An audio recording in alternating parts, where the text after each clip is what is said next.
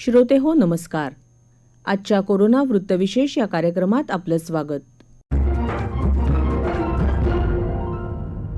श्रोते हो, कोविड-19 मुळे गेली 2 वर्ष संपूर्ण जगात वेगानं पसरलेल्या कोरोना विषाणूचा प्रादुर्भाव आपल्या राज्य आणि केंद्र शासनाच्या कसोशीच्या प्रयत्नांमुळे आटोक्यात आला आहे.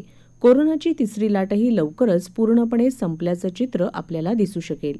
जानेवारी 2020 पासून आपल्या देशात शिरलेल्या कोरोनाविरुद्धची लढाई जनतेच्या सहकार्यामुळे आणि प्रशासनानं वेळोवेळी घेतलेल्या निर्णयांमुळे तसंच प्रशासनाच्या योग्य उपाययोजनांमुळे आपण जिंकत आलो आहोत. यात राज्याच्या आरोग्य यंत्रणेचा मोलाचा वाटा आहे. राज्यातली कोरोनाची तिसरी लाट पूर्णपणे ओसरली असून राज्याचा कोरोना रुग्ण बाधित होण्याचा दर आता 35% 2.2% खाली आला असल्याची माहिती राज्याच्या आरोग्य सर्वेक्षण अधिकाऱ्यांनी नुकतीच दिली आहे. आजच्या कोरोना वृत्तविशेष या कार्यक्रमात आपल्या आरोग्य यंत्रणेमध्ये गेल्या 2 वर्षात कोविडच्या निमित्तानं झालेल्या बदलांविषयी आणि अशा संसर्गजन्य आजारांसाठी आरोग्य यंत्रणेमध्ये भविष्यात आवश्यक असलेल्या बदलांविषयी आपण बोलणार आहोत. आपल्याकडे संसर्गजन्य आजारांविषयी पुरेशी माहिती अनेक वर्षांपासून उपलब्ध आहे. राज्याची आरोग्य यंत्रणा त्यावर चोख कामही करत आली आहे. पाण्यातून आणि कीटकांपासून पसरणाऱ्या संसर्गजन्य आजारांवर आपण मात केली आहे.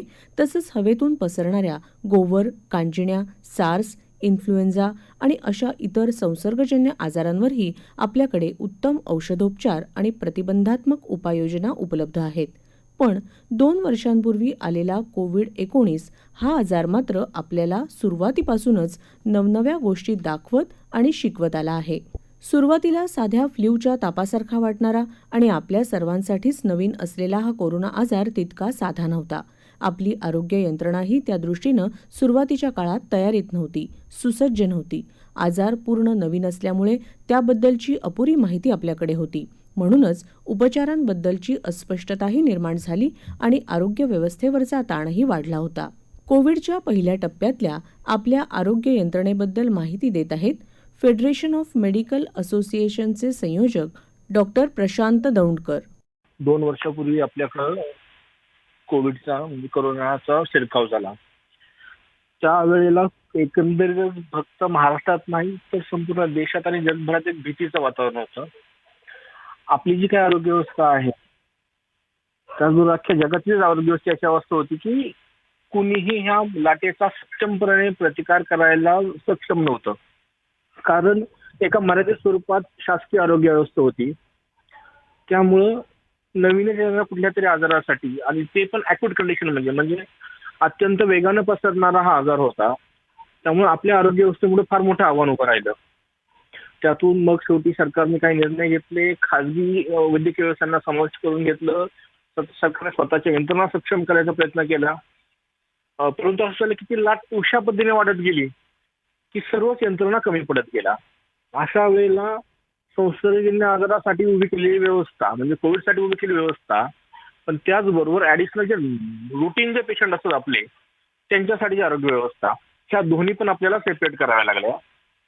त्यामध्ये शासनाने काही निर्णय घेतले. काही रुग्णालय सरसकट आपण कोविडसाठी घेतली गेली. काही रुग्णालय मात्र स्पेसिफिक बालरोग रुग्णालय असतील, स्त्रियांसाठी जे काय गायनॅकचे जे आहेत त्यांच्यासाठी काही सेपरेट ठेवावे लागले, कार्डियाचे सेपरेट ठेवायला लागले. अशा पद्धतीने आपण सर्वत्र प्रयत्न करत होतो. फक्त सरकारच नाही तर विविध वैद्यकीय संघटनांमार्फत आपण हा समन्वय साधला होता.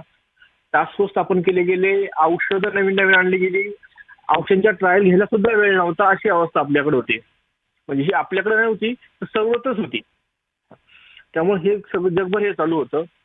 त्याच वेळेला मग त्या पॅरलल पॅकी मांडल्या गेल्या आजपर्यंत त्यांचाही फार मोठ्या प्रमाणात वापर आपल्याकडे करण्यात आला. आयुषचा अंतर्भाव केला गेला आणि त्यामुळं आपल्याकडे काहीच नियंत्रण करता आलं. दुसरी गोष्ट अशी होती की सुरुवातीला ICMRच्या काही गाईडलाईन ज्या होत्या त्याच्यामुळे बरेचसे किचकट प्रोटोकॉल होते. कारण आपले जे प्रोटोकॉल आपले ड्रग ट्रायल जे असतात त्या 7-8 वर्ष चालतात आणि त्यानंतर ते औषध मार्केटला येतं. पण काही तातडीच्या उपाययोजना म्हणून सरकारने इमर्जन्सी बेसिसवरती काही परवानग्या दिल्या. त्यातून काही गोष्टी उभ्या राहिल्या. दुसरी गोष्ट अशी झाली की दुसरी लाट जी आपल्याकडे आली त्यावेळेला आपल्याकडे ऑक्सिजनचे प्लांटच पुरेसे उपलब्ध नाही त्या गोष्टीची जाणीव झाली.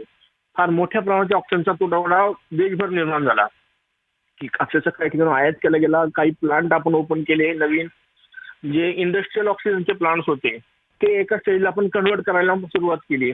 त्या काही नियोजनामध्ये किंवा ज्या निवेदनं मांडण्यासाठी मी स्वतः अधिकाऱ्यांशी संपर्कात होतो, शासनाशी संपर्कात होतो. त्यावेळेला आम्हाला जे काही अनुभव आले ते खरंच अक्षरशः कालातीत होते.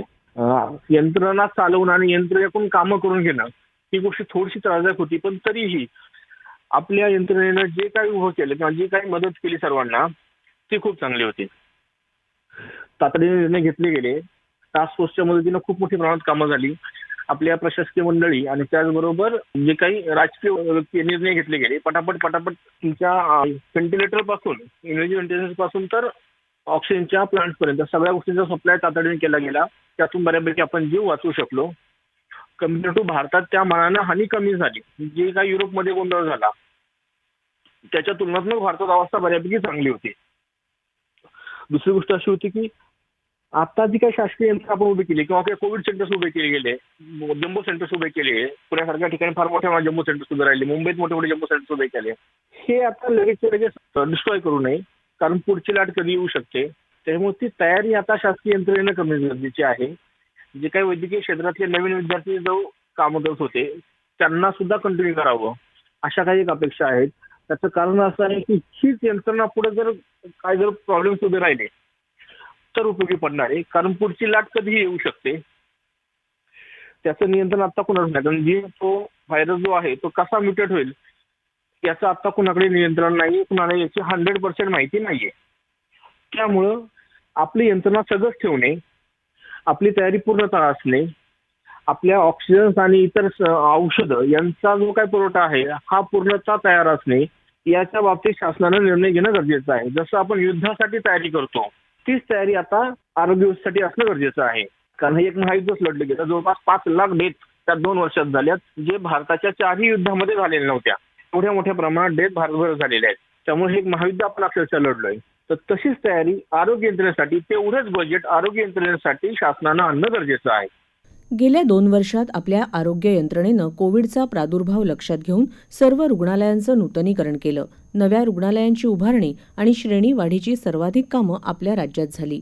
आरोग्य सेवेत व्यत्यय न आणता आरोग्य सुविधांमध्ये सातत्यानं वाढ करण्यात आली.